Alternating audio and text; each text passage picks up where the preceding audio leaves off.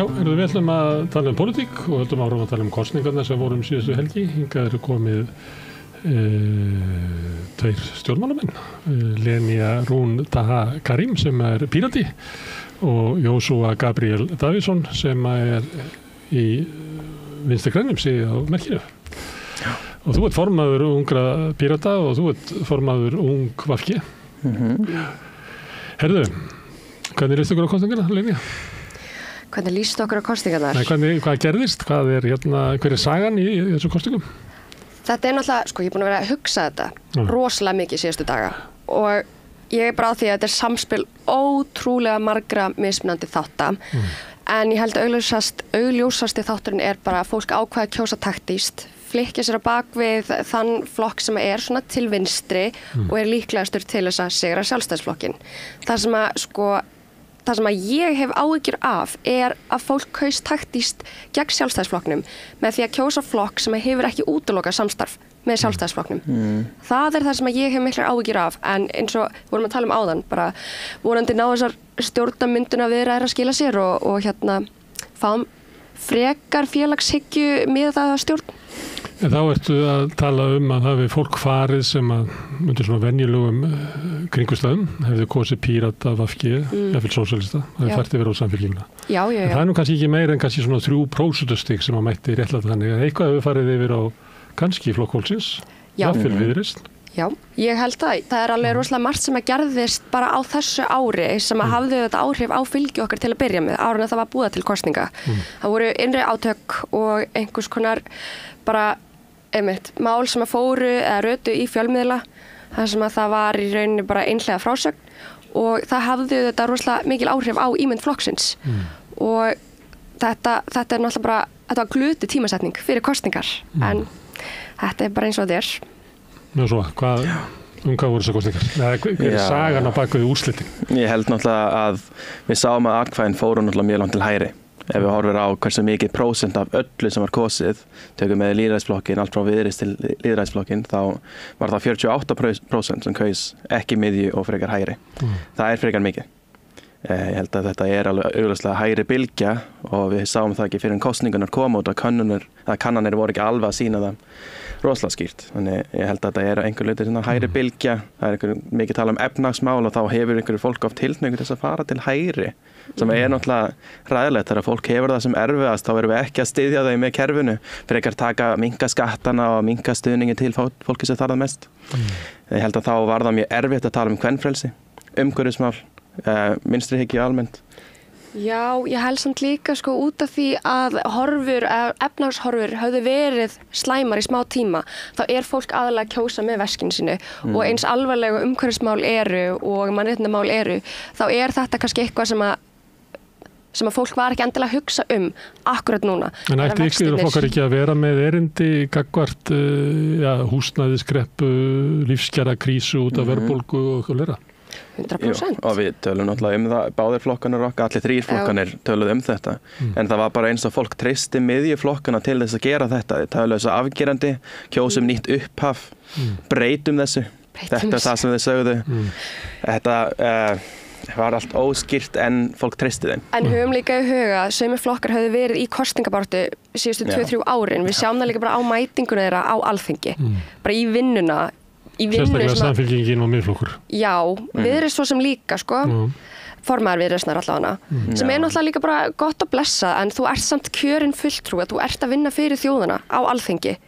En það þetta flókið starf að vera flokksformaður, að þú ert líka að vinna við að efla flokkinn og þú sért líka þingmaður, Þetta menna að beitt ýmsum aðferðum við þetta gennum tíðina. En Jósó, þú segir þetta hafi verið til hægri, en maður fylgdist alltaf með sameiginlegu fylgi Sjálfstæðisflokks og Miðflokks, sem var alltaf í kringu 30%. Það var 29,8 ef ég maður rétt í síðustu kosningum.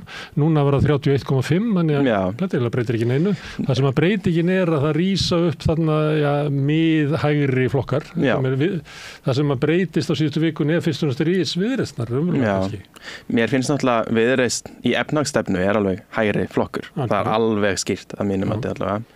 En svo það þannig að þeir hafa tekið upp mál sem hafa sögulega verið meira vinstramegin en tengast ekki beint efnahagsstefnu. Eins og geðheilbrigðismál. Og tala mannréttindamál, það sem getur gert með lögum en ekki endilega það sem getur gert með stuðning til sérstaklega hópa með efnahagskerfinu.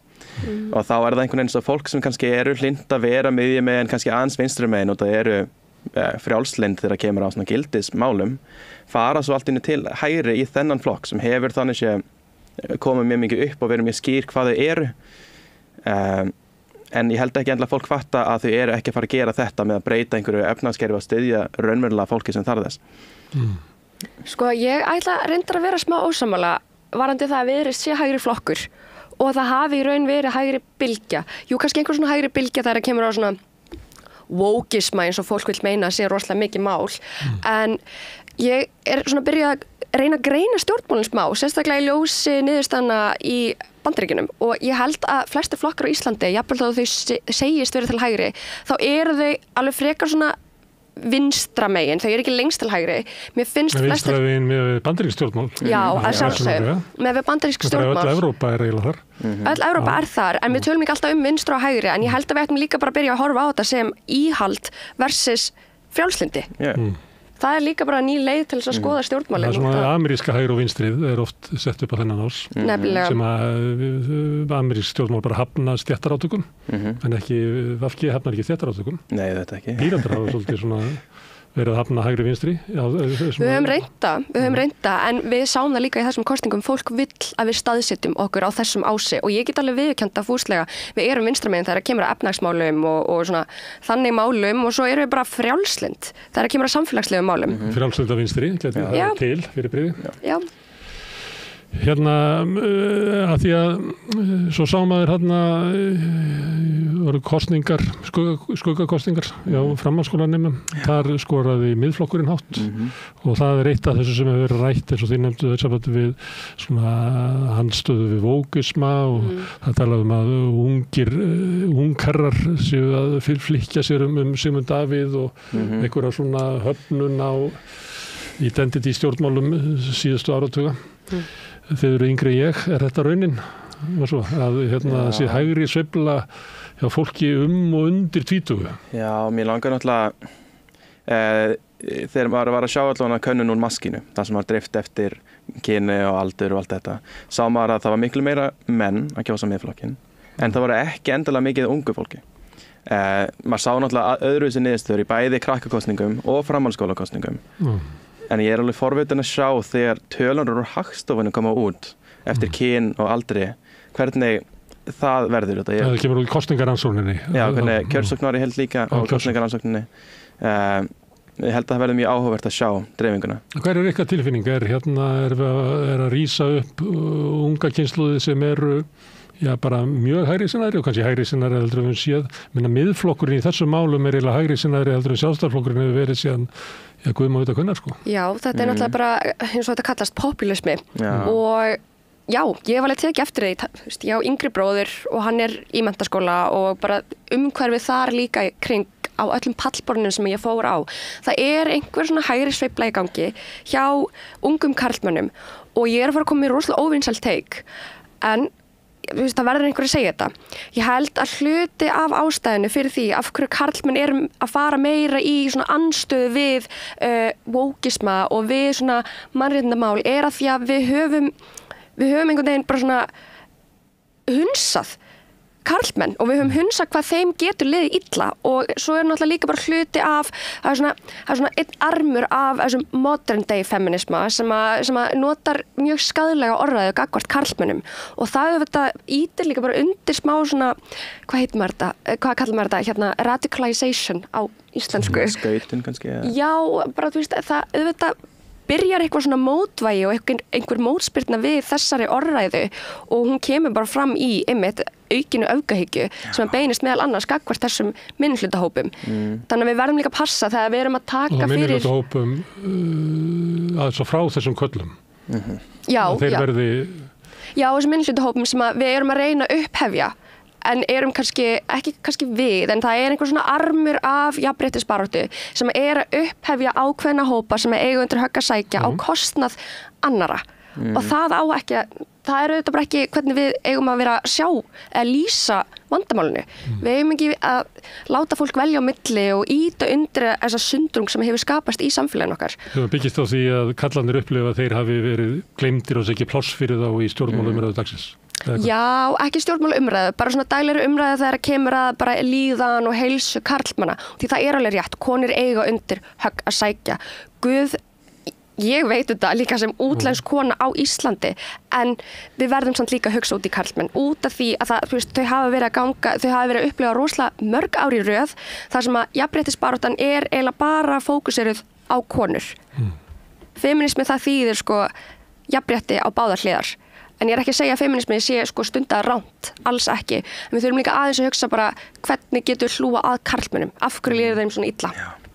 Já, það er mikilvægt að við beinum þetta af bæði eða öllum kynum eins og við erum búin að vera að tala og það er náttúrulega búin að vera mikið umræðan að karlmenn hafa mikið geðræn vandamál og náttúrulega raunurinn er að í rauninni geta konur oft verið með meira vandamál en það eru sum vandamál sem karlmenn eru með mun meira af, áfengisvandamál sem meira svona tengt hegðun, ekki beint tilfinningum, kannski líklega það eru erfiðar að tjá þær, en það er samt skýrt að við þurfum að tala til karlmenn líka og hvernig þeir líða þetta, því það er skýrt að eins og það er alltaf í umræðinni hjá feministum, þá finna ekki fyrir tilfinningum, þeir eru bara tilfinningalausir, bara reiðir.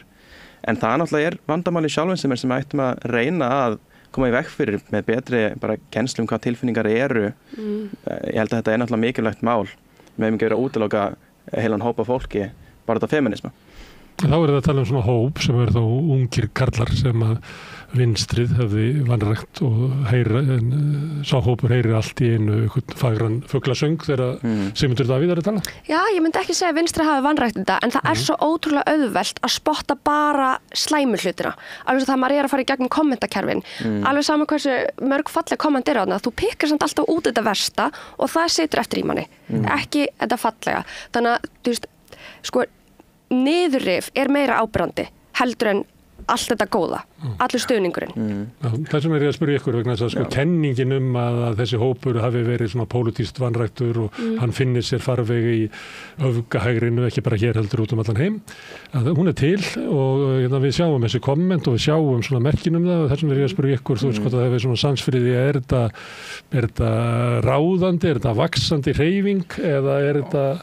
Ég held þetta sé bylgja. Já, þetta er alltaf bylgjur og núna það er alveg tilhneigt þess að fara til hægri og svo vinstri en það sem er áhugavert með þennan tíma er yfir allan heiminn, ég held ekki þessi gögn eru komin fyrir Ísland en ég er ekki viss þá er það þannig að það er stærri munur milli kynja þegar það kemur af pólitíski skoðunum konur fara lengra til vinstri og karlmenn lengra til hægri og þetta sér maður ekki bara í Bandaríkjunum, ekki bara í Evrópu, bara víðum heim og þetta, ég myndi segja að það er vandamál að milli tvo hópa er þess að stór skipting það er mjög mikilvægt að þetta er ekki gott, þetta er ekki gott að við missum samfélagið þannig að fá hægri sinnaða kalla og vinstri sinnaða konur. Nei. Það hljómar ekki eins og gott samfélag. Ég held samt líka sko að hægri sé alveg meðvitað að targetera svona unga karlmenn með orðræðinu sinni, svona þau tala ótrúlega skemmtilega um frelsi, tala ótrúlega skemmtilega peningamál. Þetta er smá svona eins og að vera, þú veist, að fá eitthvað elevator pitch hérna hvað þú getur orðið ríkur strax. Já, allir getur orðið Elon Musk sem er kannski ekki raunhæft. Herðu, en hérna einhver leiti var þetta skammur tími í kosningabaráttunni, einhver leiti var þetta kosningakerfið, það var svona ýmislegt sem að spilaði inn í, en niðurstaðan er svo að ykkar hreyfingar fá alveg hryllilega útrið, sem enginn, ég held að við höfum getað setið hérna í september, jafnvel í október, og við höfum ekki spáð þessu. Já, og jafnvel í nóvember. Já, hvernig var það? Hverju voru svona væntingarnar inn í hreyfingunni og svo niðurstaðan? Var mikil munur þar á það? Já, ég myndi alveg segja að munurinn hafi verið töluverður. Við vissum alltaf að ef við myndum sko ná einhverju brautargengi í þessum kosningum þá er þetta samt alltaf varnarsigur. Við hefðum aldrei getað fengið sama hluta þingmanna og við fengum á fyrra kjörtímabili. Og ég reyndi að búa stuði í versta. Ég reyndi að segja upphátt, bara svona, já, herðu, það gæti samt alveg verið möguleiki á ef við komumst ekki inn á þing. En mér líður eins og flestir í kringum mig hafi alltaf verið bara mjög sannfærðir og bara fullvissir að við myndum alla vegana ná einum inn í Reykjavík norður. Sem er þú?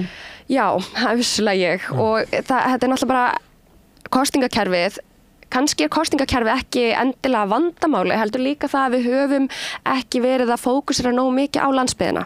Náttúrulega atkvæðin þar, þau vega aðeins meira heldur en á höfuðborgarsvæðinu og þetta svona samspil mjög margra þátta en þetta var rosalega þungur sunnudagur hjá okkur öllum. Þetta bara, að því við höfum verið á þingi í alveg 10-12 ár. Það hefur mikið verið rætt að ykkar fylgi sé svona rókjarnara. Ég held ég að við nefnda hérna eitthvað fyrir kosningar, ég man ekki hvort að var við hann Andrés Inga. Og ég sagði svo að líklega þetta Píratarnir bara að vera í 7%, ekki neðar í aðdraganda kosningarna til að fara inn. Það nákvæmlega það sem ég var að búast við. Þú veist, við vorum að mælast 6%, 5,1% og það er bara of lágt. Það er bara allt of lágt. Allir voru eitthvað, hei, þú ert allan að mælast inn á þingi og ég sagði við verðum samt að gera ráð fyrir því að þetta fylgi fari eitthvað annað. Þú veist, það eru einhver vikmörk sem að sko bara fortíðin sýnir okkur og það átti líka við í þetta skiptið. Það er svolítið öðruvísi með VFG sem voru utan þings eða frá því í maí. Já. Þannig að trúin hefur verið þá á að það væri einhver svona fasta fylgi og var þetta að kalla sauðina heim eða eitthvað, ég veit ekki hvernig menn orðið þetta. Já, þetta... Voru væntingar að það myndi gerast. Með stundum horfði ég á Svandísi og sagði, hún hefur ekki trú að þetta náist. Ég satt einu sinni í þætti með Guðmundi Inga og ég upplýði að þetta væri bara of mikið. Það var ekki maður sem trúði að hann væri að fara að ná þessu. Ég held að ekki að Mummi var að trúa hann var að fara að koma inn. Ég held að Finnur Ríkard, Sindri Geir og Svandís Svavars varu eini möguleikanir við höfðum. Þetta er náttúrulega svakalega flott fólk, alveg ótrúlega. Og ég hafði alveg einhverja trú, sérstaklega á Finn og Sindra, að þeir stóðu sig rosalega vel í þessum kosningum. Ég hélt svo mikið með þeim. Já. En samt var ég alltaf persónulega með hugmynd, bara svona tilfinningu að við vorum ekki að fara að komast inn. Og það var bara, maður sá þetta, maður þarf að vera aðeins raunsæður með hvernig kannar voru. En ég hafði alltaf trú á að sósíalistar eða Píratar myndi koma inn. En sko, svo má hún náttúrulega líka bara velta í fyrir sér. Þessi síðasta Gallup-könnun sem að kom út daginn fyrir kosningar sem að sýndi að Sjálfstæðisflokkurinn var búin að hækka 5% og þar voru Píratar komin niður í 4,7% en samt var ég að mælast inni. Það fríkaði fólk alveg smá út. Og ég veit að hérna Samfylkingin var líka alveg að keyra á því í símtölunum sínum bara, nú er Sjálfstæðisflokkurinn búin að hækka 5%, þannig að það er Samfylkingin eða hægri stjórn. Og ég skil það alveg, en svo má maður líka alveg spyrja sig hversu gagnlegar eru svona skoðanakannir daginn fyrir kosningar. Daginn fyrir kosningar, af því að Gallup kom með skoðanakönnun á 50 deginum. Fólk vil vita þetta og þetta er svona skásta sem við getum fengið og ég meina það er í sjálfum sér ekkert að því að kjósa taktíst. Nei, að sjálfsögðu ekki. Ég meina þetta er eina atkvæði sem á átt og maður fær bara að nota kannski 4 ára fresti. Þannig fólk vil fara vel með það og ég mætti alltaf þannig að ef við ættum eiga sens þá þyrftum við að mæla svona í 6,5% hann í síðustu könnunum og helst þannig að þið væru svona eitthvað staðar fyrir neðan og þá kæmi kannski svona gusa þaðan til okkar en gusa fór bara fram hjá okkur og upp í Samfylkingu, Flokk fólksins og einhver leyti í Viðreisn eins og við sést í könnunum og óvinnu margir sem að gusu VFG síðast sem var að kjósa Viðreisn sem að þið útskýðið hérna sem hægri flokk. Já, ég var ósamlega því. Þannig að ég útskýrði að þegar við horfum bara á efnahagsmál þá eru þeir hægri flokkur, en þeir eru frjálslyndur hægri flokkur. Þú segja það sjálf, hægri efnahagsstjórn. Já, þegar við horfum bara á efnahags sem er vinstra hægri eiginlega, þá eru þeir hægri flokkur. Já, og þeir tala samt fyrir sko enga rekstri, ekki enga væðingu. Já, auðvitað, en það er auðvitað samt hægri stefna. Þeir vilja ekki breyta neitt með skatta. Einkarekstur er þannig að segjum að þið væru hérna heilsugæslulæknar og myndu stofna heilsugæslu hérna upp í Mosó. Svo eldist þið bara og hérna þú á 3 börn og hann á 2 börn og þið hérna viljið koma því eignunum sem hefði byggt upp til barnan ykkar og þá annarkvort kaupir eitt af barnina hinn út eða þá kannski kaupir bara Samherji Health hérna ykkar og á einni kynslóð verður þetta orðið í hérna stór fyrirtæki sem er ekkert alls saman. Þannig ég held að þessi hugmyndum svona einhvern veginn svona góðan tíma sem þetta er bara enga rekstur sé svolítið blekking sko.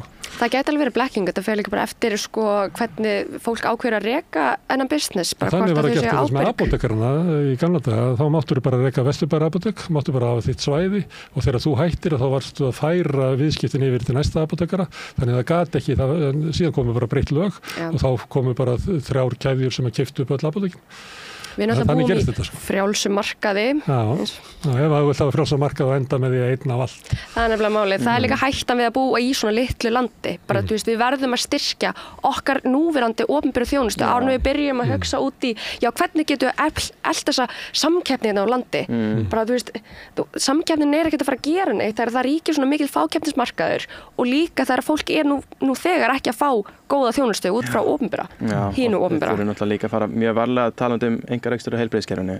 Það sem við höfum horft á, það er alltaf að tala um Norðurlöndin. Ef við tökum bara dæmi á Svíþjóð sem við hafa farið mikið í þetta verður dýrar og minna skilvirkt með tímanum.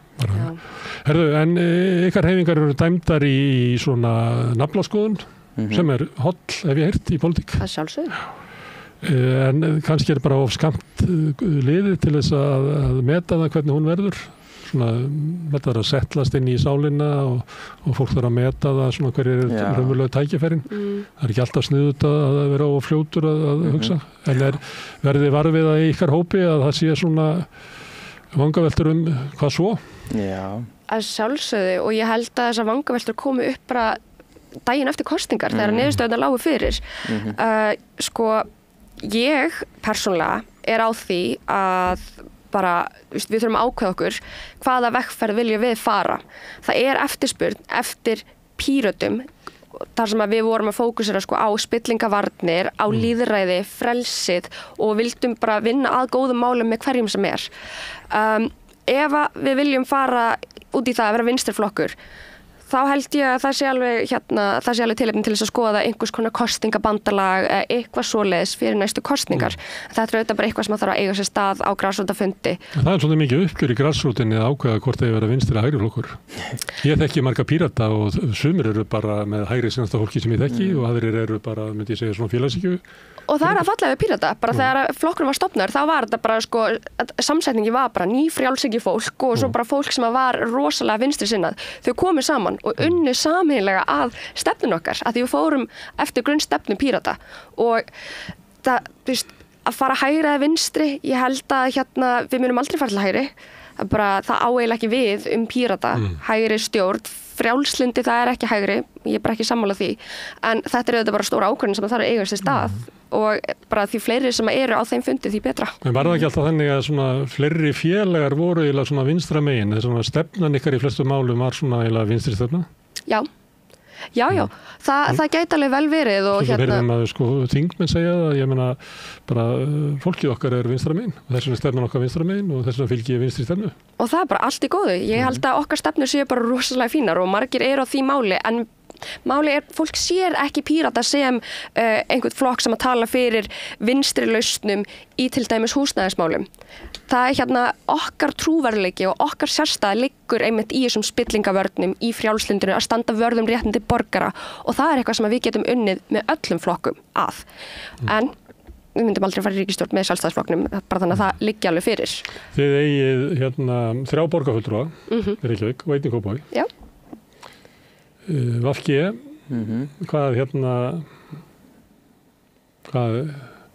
hvernig er endurskoðunni þar? Já, þannig að byrja... Steingrímur Jóhann og fljótur og lagði bara til sameiningu flokkana held ég bara á fundinum. Já, það var nú aðeins fljótt og ekki. Mér fannst að vera aðeins vanvirðing við bara okkar hreyfingu og formann Svandís og þetta er náttúrulega hluti sem við þurfum að tala um í grasrótin og ekki einhver fyrirverandi formaður alveg saman hversu mikið virðingu ég ber fyrir hann Steingrím.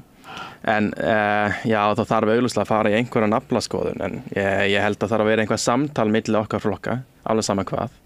Ekki endilega sameiningu en ég heldum bara mögulega að ræða stjórnarandstöðu fyrir utan þing. Við þurfum að vera áfram í umræðinu og við þurfum að vera í því saman. Nú er engin flokkur á Alþingi sem er til dæmis með umhverfisvernd að leiðarljósi eða til dæmis einhver flokkur sem kennir sig við mannréttindi. Þetta er eitthvað sem að vinstri getur unnið saman að og það sem ég held að hafi líka sko bara verið til staðar síðustu ár, ekki bara í þessum kosningum, er að vinstri er svo upptekið af því að skjóta hvort annað í staðis að vera að sameina kraftana sína gegn hægri öflunum á Íslandi. Þetta er eitthvað sem að sko er náttúrulega bara vitað að vinstri er svona smá bara sundrað. Við verðum að ná að koma okkur saman til þess að vinna að góðum málum. Af því að segjum svo, við komumst, þessir 3 flokkar komast allir á þing. við getum alveg unnið vel saman. Jafnvel þó að við séum ekki sammála í öllu. Ef að fólk snýr skári hliðinni hvort á öðru, þá gerir það oft. Hérna, Andrés Ingi var hérna í vikunni og hann nefndi eitt sem að því að pólitík ekki bara flokkarnir, heldur pólitík alls konar samtök. Við hérna sósíalistarleggjum mikla áherslu á endur reisn verkalýðshreyfingarinnar sem barátutæki og líka ýmis svona hagsmunasamtök, sambandi við svona efnahagslegt réttlæti, en það líka samtök eins og kvenréttindafélagið, Landvernd og eitthvað fleira sem að stundum virka manni sem eitthvað svona í einhverjum klasa með VG, þetta allt til húsa í sama húsinu. Og hann horfði á því hann náttúrulega yfirgaf ykkur til þess að fara til Pírata, hann horfði á að það geti verið jafnvel sko gott að losna aðeins við hérna að hernaðaranstæðingar hefðu verið daufir á meðan að VG var ríkisstjórn.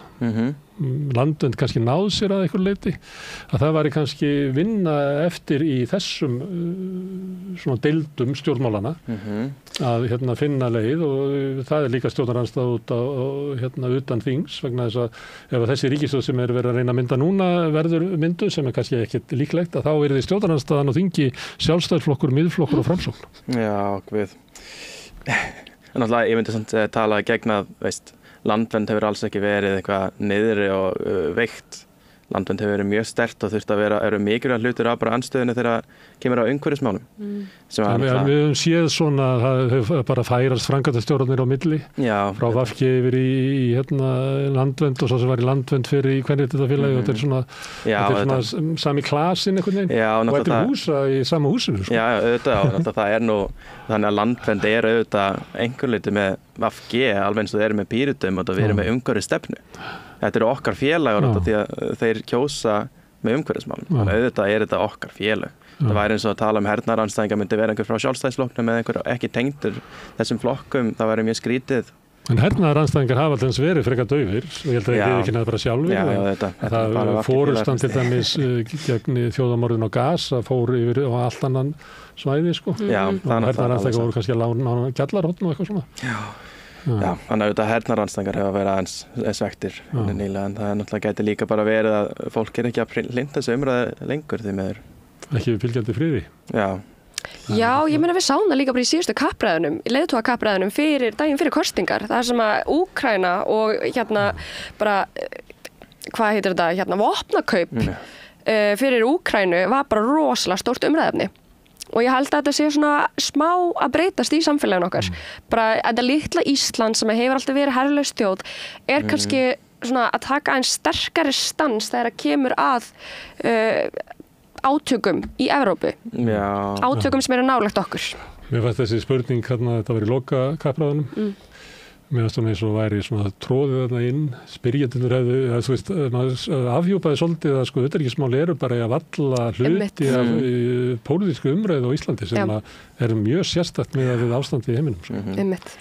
Herðu, en persónulega, hérna, hvað ætlar þú að fara að gera? Ég? Já. Ég er ennþá að ákveða mig. Ég Liggur þetta feld? Liggur þetta feld. Ég ætla ekki að skipta flokk, ég veit það, en bara það eru 4 ár vonandi í næstu kosningar og það er bara góðu tími til þess að byggja upp flokkinn á góðum grunni. Það er nú eiginlega líklegt að það verði fyrr með að við reynsluna frá hruni. Það er þannig. Já, sko ég ætla að taka þátt í þessari uppbyggingu sem að þarf að eiga sér stað í Pírötum, en ég þarf auðvitað líka að vinna og hvort að ég vilji fara að vinna sem lagfræðingur í orkugeiranum sem ég var í, eða hvort ég vilja fara í meira nám og fara í doktorsnám er eitthvað svona sem að ég er ennþá aðeins að vega á milli. En það góða við að byrja í pólitík svona ung er að jafnvel þó að þetta kom ekki allt strax, þá er ég samt svo ung að ég hef bara margt annað að gera. Og lífið fyrir þér. Já. En ef maður er ungmanniski að horfa á möguleikana í lífinu og með pólitík var eitt, að þá er kannski þessar kosningar ekki svona ítíkja beint og eftirmanni. Þetta er svona svolítið reiðarslag. Já. Þetta var alveg erfitt. Þetta voru erfiða kosningar líka og bara ástandi í samfélaginu var erfitt. Og þetta, ég var að skoða þessar kosningar út frá, ég var að bera saman frá kosningunum 2017. Það sem að allir í kringum mig voru komnir með aldur til þess að kjósa. Ég var afmæli í lok desember. Og þar var enginn, árið 2017, það var enginn að pæla í húsnæðismálum eða efnahagsmálum eða verðbólgu. Við vorum bara að kjósa eitthvað. Ég held að við höfum verið að kjósa bara, lækka áfengisaldurinn eða eitthvað. Á meðan núna þá sá maður alveg hvað umræðin húsnæðismál var ótrúlega ráðandi. Bara ég fekk spurningu frá mannesku á einhverju pallborði sem ég var á, sem á fyrsta ári í menntaskóla. Bara hvað ætlaði að gera í húsnæðismálum? Bara vá. Þau eru náttúrulega mjög nálæg ungu fólki og í afleiðingar af húsnæðiskreppunni afhjúpa svolítið fyrir ungu fólki ágallana í samfélaginu. Mér finnst til þess auðveldara að tala stéttaskiptingu við ungt fólk heldur en eldra fólk því að húsnæðiskerfið eiginlega bara afhjúpar stéttaskiptinguna. 100%. Jósúa, hvað þú að gera? Ég nú bara með... Þú ert að klára prófið ekki? Já, ég menntað mig sem klíniskur sálfræðingur, þannig ég hef nú meira nóg að gera. Ég náttúrulega ennþá í VFG, ég bæði stjórn á VFG og formaður Ungra Vinstri-grænna, þannig ég held auðvitað áfram. Ég ætla að þetta hreyfing sem passa bara beint inn í hjartað mitt, það alveg skýrt fyrir mig að þetta það sem ég á heima. Þannig að mín vegna það væri ég mjög hlindur ef við gætum haldið áfram sem bara sér hreyfingar en samt verið sterkari vinstri í heildsinni. Þið voru svolítið áberandi á listunum hjá VFG, það var svona að kom mikið að yngra fólki, kannski vegna þess að eldra fólki vildi ekki, ég veit ekki hvernig þetta virkar. Við erum náttúrulega með mikið eldra fólk en við vorum náttúrulega ekki með prófkjör og það í VFG sögulega betra fyrir ungt fólk. Við vorum mjög mörg ungt fólk náttúrulega, þetta var æðislegar kosningar, mjög gaman, við komum sterk inn unga fólki núna. Bara varðandi að því þú varst í prófum, heldur það hafi haft áhrif á kosningarnar að háskóla nemar voru náttúrulega meira með prófum? Já, 100%. Var erfitt að fylgjast með?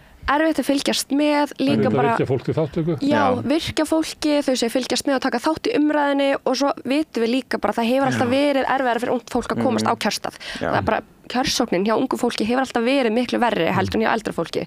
Og mér langar ekki að vera einhver svona conspiracy theorist, mér langar ekki að vera með einhver svona samsæriskenningar en ég held í alveg tala að þessi tímasetning fyrir kosningar hafa bara verið frekar taktísk. Bara unga fólki mætir ekki að kjörstað, hvað þá í prófum. En oftast kosið að vori þegar að háskólastúdentar í prófum líka. Já. Þannig að kosningar og háskólanám fer ekki vel saman. Þetta hefði að vera seinni hlutan af maí, þá myndi þetta virka. Seinni hlutan af maí bara byrjun júní. Já. Ég held að það sé verið að færa með þess að sveitarstjórnarkosningar sem að voru alltaf seinasta helgin í maí. Það verið að færa þær nær okkur í tíma. Það var ekki miðjum nær inn á vorið. Þannig að það horfir ekki vel fyrir stúdenta. Herðu, gaman að fá ykkur hingað að tala pólitík, Linja og Jósúa. Takk fyrir okkur. En ég ætla að sitja hérna áfram og reyna að skilja þetta samfélag sem við lifum í. Næsti kafli eftir augnablik. Allir þættir samstæðvarinnar eru fáanlegir á öllum helstu hlaðvarpsveitum.